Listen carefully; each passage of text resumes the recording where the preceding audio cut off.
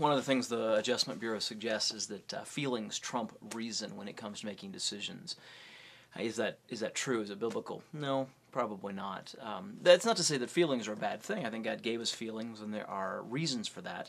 Our feelings can be a way that God communicates to us, especially as Christians. You know, when we're making a decision, we have a sense of peace about that decision. That may be one of the ways that the Spirit's communicating that that's the direction we're supposed to be going, although we have to be careful about that because we can manufacture feelings. You get the same kind of thing in terms of a feeling of love. Maybe one of the ways that God communicates to us that this is the person we're supposed to marry. But again, you know, we can confuse lust with love, and feelings get kind of mixed up sometimes, and because we're sinful and because we're fallen, our feelings aren't a perfect guide to what we should be thinking, what we should be doing, but they're not necessarily the antithesis of it either. Feelings can be a part of that package. The same kinds of weaknesses that feelings have, honestly, reason can have. Sometimes we think that we're reasoning stuff out pretty well, but in fact we're not reasoning stuff out well at all. We've deluded ourselves into thinking that this is reasonable and rational. But in fact, it's not at all. And so reason doesn't necessarily trump feelings, nor do feelings trump reason, but the reality is that they both go together. Feelings, by and large, however, seem to be a little bit more prone to being twisted by sin.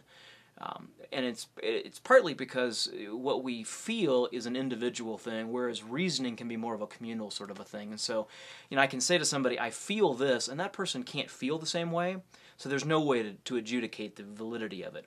But I can say, it seems to me that, and I can give reasonable explanations for things, and other people can go, well, actually that's not reasonable, because here are some other facts, or your thinking here is wrong.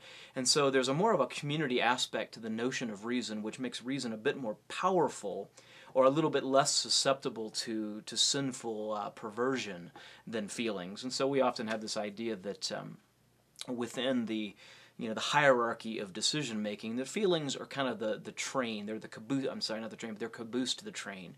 They kind of come along after, and they can be very helpful, and they can be part of the process, but they're not necessarily what drives it.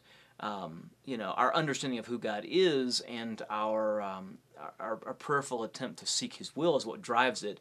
Reason can be a part of that process, and feelings can be a part of that process, but what we usually kind of make feelings the tag end of it.